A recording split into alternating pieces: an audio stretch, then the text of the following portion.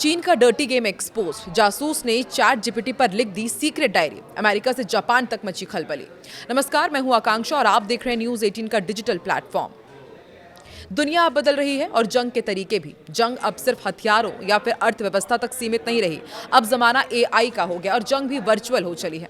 अब लड़ाई artificial intelligence के जरिए प्रभाव, निगरानी और मनोवैज्ञानिक दबाव बन चुकी है। एक चौंकाने वाली रिपोर्ट में खुलासा हुआ है कि चीन से जुड़े एक अधिकारी ने कथित तौर पर चैट जीपीटी को निजी डायरी की तरह इस्तेमाल करते हुए एक सीक्रेट अंतर्राष्ट्रीय कैंपेन की जानकारी खुद ही दर्ज कर दी। ये डिजिटल गलती अब वैश्विक स्तर पर हलचल की वजह बन गई है। अमेरिका से लेकर जापान तक सुरक्षा एजेंसियां सतर्क हो गई है और एआई के इस्तेमाल पर एक नई बहस शुरू हो गई है। रिपोर्ट के अनुसार ये कथित कैंपेन विदेशों में रह रहे चीनी देश से खुश नहीं है और डराने और दबाव से लाने से जुड़ा हुआ था। अधिकारी ने चैटबॉट पर प्लानिंग लिखी, एक्टिविटी का रिकॉर्ड रखा और कैंपेन की प्रगति को भी बाकायदा नोट किया गया। जब जांचकर्ताओं ने इस गतिविधि को ट्रैक किया तो सामने आया कि सैकड़ों लोग और हजारों फर्जी सोशल मीडिया अकाउंट इस नेटवर्क का हिस्सा थे। एक छोटी सी डिजिटल लापरवाही ने कथित तौर पर पूरे ऑपरेशन की परतें खोल दी। इस खुलासे के बाद अंतर्राष्ट्रीय राजनीति और साइबर सुरक्षा को लेकर गंभीर सवाल खड़े हो गए हैं। रिपोर्ट में दावा किया गया है कि ऑपरेशन के दौरान कुछ लोगों ने खुद को अमेरिकी इमिग्रेशन अधिकारियों के रूप में पेश किया और अमेरिका में रहने वाले चीनी आलोचकों को कानूनी कार्रवाई की धमकी दी।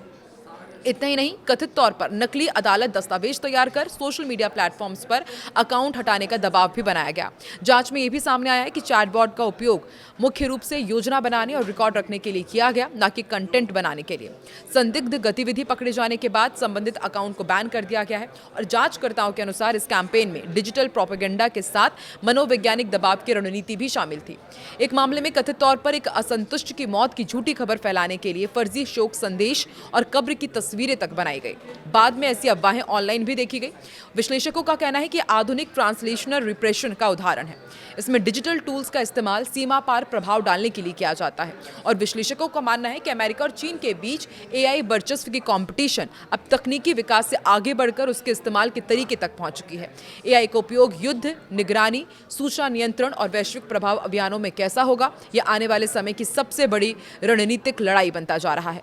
यह मामला दिखाता है कि डिजिटल प्लेटफॉर्म्स पर की गई छोटी सी गलती भी अंतर्राष्ट्रीय स्तर पर बड़ा खुलासा बन सकती है। तो चीन ने क्या ये जानबूझकर किया है अमेरिका पर दबाव बनाने के लिए? आपको क्या लगता है? कमेंट सेक्शन पर जरूर अपनी राय साझा करें।